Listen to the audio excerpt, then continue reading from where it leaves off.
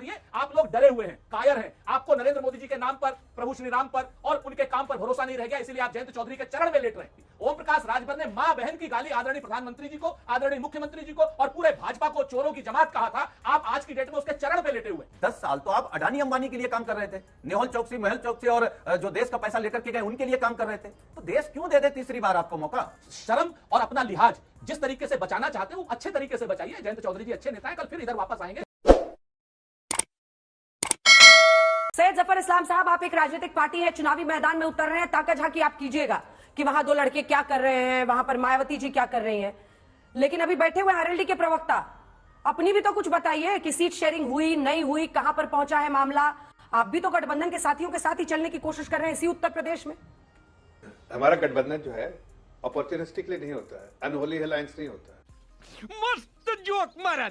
अब इनको देखिए, एक दूसरे को गाली देते हैं और जब जरूरत पड़ती है एक दूसरे की तो साथ आ जाते हैं। दोनों के कमजोर कंधे हैं, चाहे इस पे बैठिए गिर जाएंगे, उस पे बैठिए गिर जाएंगे, ये किसी का फायदा नहीं होने वाला है। लेकिन एक दूसरे को कहीं पूरे तौर से एक्सपोज नहीं हो जाए, इसलिए एक दूसरे को कहीं ना कहीं सपोर्ट करके आगे बढ़ना चाहते हैं। इनका कुछ भला नहीं होने वाला है। जनता ने उसको 2017 में ही दिखा दिया था कि हम तो डूबेंगे सनम, तुम्हें भी ले डूबेंगे। कांग्रेस की जो नीति है वो यहाँ भी होगी। अब ये बताइए कैसी कैसी मतलब मान सम्मान कुछ अपना है कि नहीं? अच्छा, उसको भी ताक पर रख दिया क्या अखिलेश यादव जी ने? कंधे तो आप भी ढूंढ रहे हैं ना कमलनाथ जी द्वारा। जफर साहब, कंधे तो आप भी ढूंढ रहे हैं ना? नहीं, सुनिए एक मिनट में बता देता हूँ जी। बिल्कुल नहीं। कैसे? हमारा परफॉर्मेंस ऐसा है कि मुझे किसी कंधों की जरूरत नहीं है। लेकिन हाँ, मैं बता रहा हूँ, आप भारतीय जनता पार्टी का परफॉर्मेंस देखिए, 325 सीटें आई थी, 312 अकेले भारतीय जनता पार्टी को 2017 में आई थी। अब आप देखिए, यहाँ पर आप देखिए, हमें इस बार, पिछले बार जो इलेक्शन में हमें 75-73 से 64 सीटें भी आई हैं। तो हम तो अपने आप में मजबूत है। लेकिन लाइक माइंडेड पीपल, हमने कहा अनहोली अलायंस या Holi alliance, like minded people जो जनता के लिए काम करते हैं, जनता के हित में काम करते हैं, प्रदेश हित में, देश हित में, जनहित में काम करते हैं, उनको हम साथ लेके चलते हैं। भाई साथ लेके चलना कोई बुरी बात नहीं है, ये भी साथ है। अब जरा देखिए किस तरह से अपमान किया अखिलेश यादव जी को कमलनाथ जी। फिर भी क्या माफी मांगा राहुल गांधी ने या कमलनाथ जी ने? उससे अलायंस करने से पहले किनकी एंट्री हुई, किसकी एंट्री हुई, उससे तो ज्यादा इंपॉर्टेंट है कि भाई आपका मान सम्मान जो था वो रहा कि नहीं। अब जब इतना अपमानित करके आप लोगों ने नीतीश जी से माफी मांगी थी या नीतीश जी ने आपसे माफी मांगी थी? जब वहां आपने दामन फिर से थाम लिया तो नीतीश बाबू ने माफी मांगी थी या आपने उनसे मांगी थी? देखिए नीतीश बाबू ने तो खुल के बोला वहां पर कि हम जिस तरह के गठबंधन में गए थे हमसे गलती हो गई, हमने अब दोबारा नहीं जाना है। आपके चैनल के पे भी चला है, दूसरे चैनल पे भी चला है कि अब वापस कभी नहीं जाना है, वो हमसे गलती हो गई थी। तो इससे क्या हुआ? हमने तो हमारे दरवाजे खुले रहते हैं। आप अगर जनता की सेवा में लगे हुए हैं और जनता की सेवा करना चाहते हैं तो हमारा साथ, आपको सब बराबर साथ रहेगा। लेकिन अगर आप जनहित में ना, सिर्फ परिवार हित में काम करना चाहते हैं तो ऐसी पार्टियों का क्या जनता करती है वो आपके सामने। 2017 का रिजल्ट देखिए, 2019 का रिजल्ट देखिए, 2022 का रिजल्ट देखिए, सब आपको साफ, दूध का दूध पानी का पानी हो जाएगा। दोनों पार्टियां इतनी कमजोर हैं कि दोनों को एक दूसरे का सहारा चाहिए। लेकिन अगर एक बात, मैं ये लैंग्वेज बोलना नहीं चाहता कि अगर दो अलग अलग अपाहज हो, जैसे एक आंख से अगर थोड़ा कमजोर है लेकिन बदन से मजबूत हो, तो दूसरा पैर से कमजोर है लेकिन आंख से मजबूत हो, तो एक दूसरे को सहारा देके कंधे में बैठ के चल सकता है। यहाँ तो दोनों ही कमजोर है भाई, दोनों के कंधे कमजोर है। कहाँ बैठेंगे, कहाँ जाएंगे, किधर जाएंगे? वही हाल होगा जो 2017 में हुआ, जो 2019 में हुआ। सुरेन जी, 2017 का एग्जाम्पल, ठीक है, जफर साहब रुक जाइए। सुरेन जी, 2017 का तो एग्जाम्पल दिया ही जाएगा। ये तो फ्लॉप जोड़ी है। 7 सीटें आपकी आई थी, 47 आई थी सुनील जी की, जब अभी हाल में ही यही दोनों लड़के मिले थे, और उसी फ्लॉप जोड़ी पर आप फिर से दाव लगा रहे हैं। बात तो तब बनती ना जब बीएसपी को भी आप अपनी तरफ करते, तब मामला ऐसा होता कि शायद बड़ी एक बड़ा मुकाबला होता। अंजना जी आप करवा दीजिए, मायावती जी से पूछ लीजिए, बात कर लीजिए, हम लोग टेलीफोन से भी बात कर ले। करा ली बेइज्जती? जब वो नहीं आना चाहती तो क्या कर सकते हैं आप हमें बताइए। आज की डेट में बहुत स्पष्ट है कि स्पष्ट संदेश है, आइदर आप लोकतांत्रिक ताकतों के साथ हैं या आप लोकतांत्रिक ताकतों के विरोध में हैं। बहुत साफ संदेश है इस हिंदुस्तान की जनता का, either you are with us or you are with our enemy, that's all. तो यहां पर मायावती जी को क्यों बीच में लाना? वो अपना निर्णय खुद लेंगी और वो जो निर्णय लेंगी वो उनकी पार्टी के हित के लिए होगा या स्वयं के हित के लिए होगा, समाज और लोकतंत्र के हित के लिए होगा। ये आप लोग मीमांसा करेंगे आने वाले समय में, और मुझे पूरा विश्वास है कि आप सच्ची मीमांसा करेंगी, क्योंकि जब आप मीमांसा करने पर आती हैं तो फिर आप सारे बैरियर तोड़ देती हैं, इतना हमें भरोसा है। मैं आपको 3-4 चीजें कहता हूं। पहली बात, भारतीय जनता पार्टी, और मैं आज तक की बात नहीं कर रहा लेकिन बाकी कुछ मीडिया के नैरेटिव्स जो चला रहे हैं कि साहब 2017 ऐसे, तो हम ये भी कह सकते हैं कि 1984 में मात्र 2 सीटें थी भाई इनकी, तो इनको क्या लड़ना ही नहीं चाहिए था चुनाव, साथ नहीं आना चाहिए था?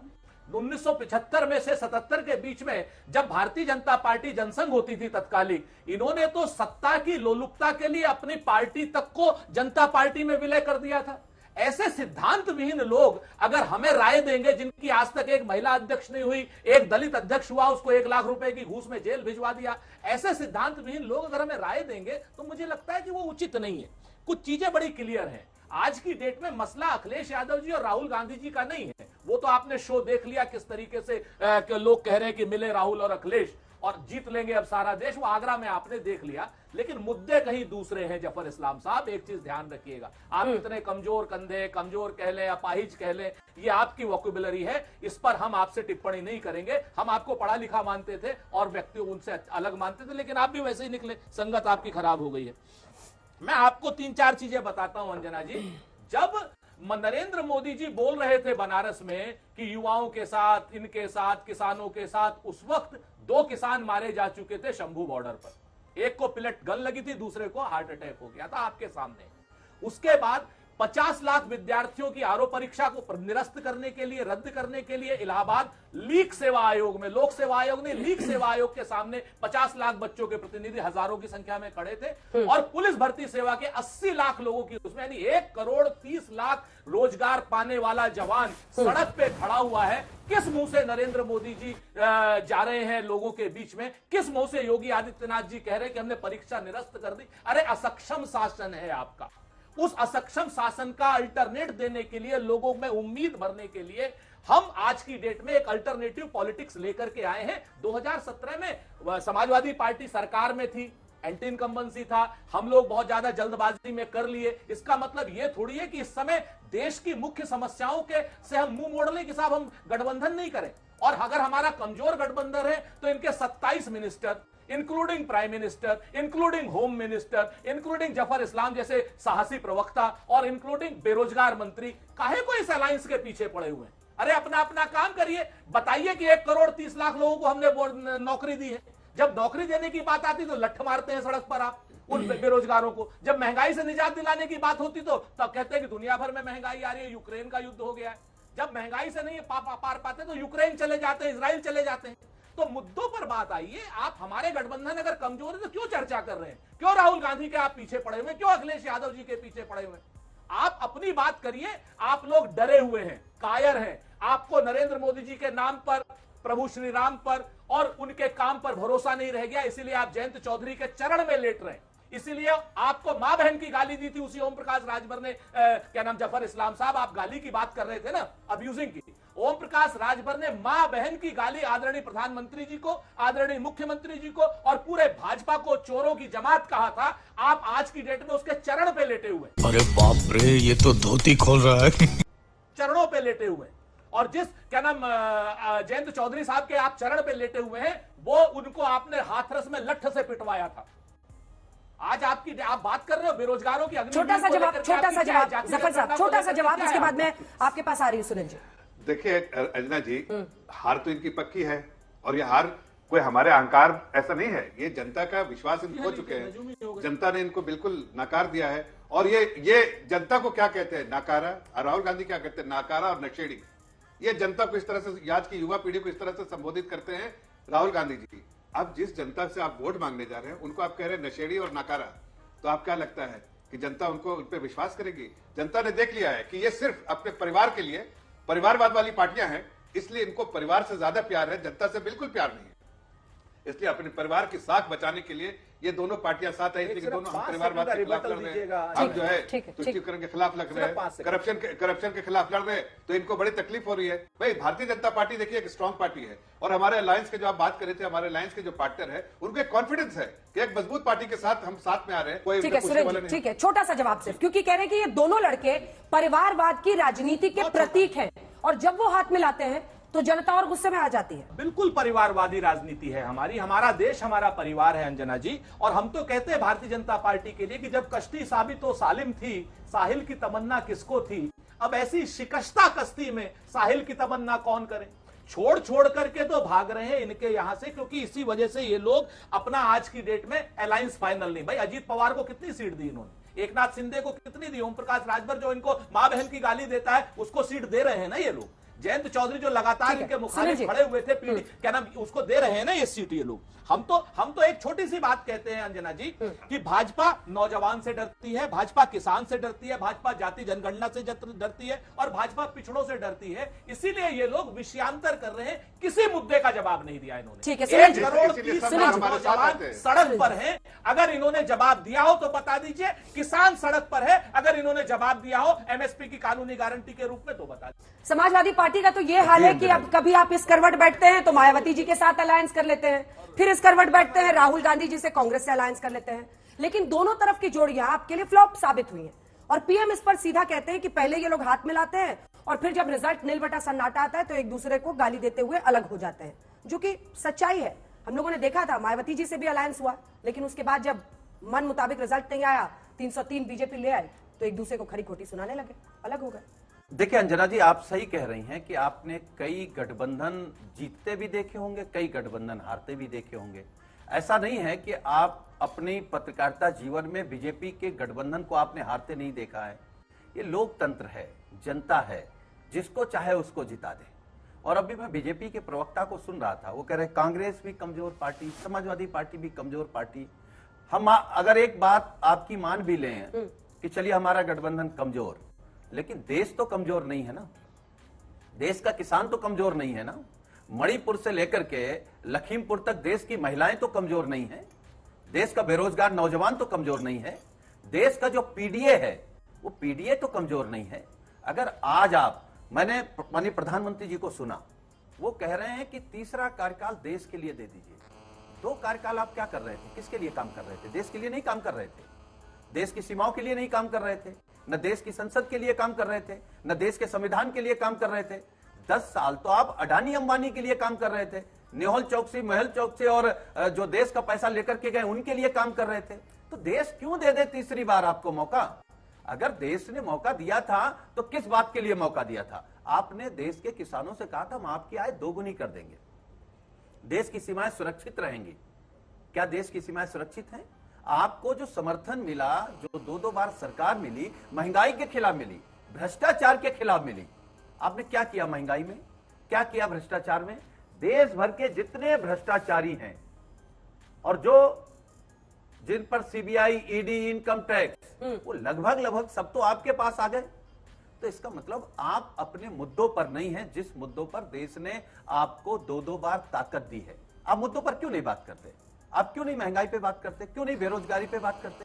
क्यों नहीं देश की सीमाओं पे बात करते? क्यों नहीं देश की संसद पे बात करते? क्यों नहीं देश के सरकारी संस्थानों पे बात करते? अंजना जी, भारतीय जनता पार्टी को यह घमंड है कि जिस तरीके से चंडीगढ़ में बैलेट पेपर लूट करके, या लूट कह लीजिए, डकैती कह लीजिए, जिस तरीके से मेयर चुनाव जीते थे, इनको लगता है ईवीएम से या उसी तरीके से डाका डाल के जीत जाएंगे। देखिए, सुप्रीम कोर्ट का थप्पड़ पड़ा है, मुझे लगता है अब तो जाग जाना चाहिए, होश में आ जाना चाहिए कि घमंड नहीं चलेगा।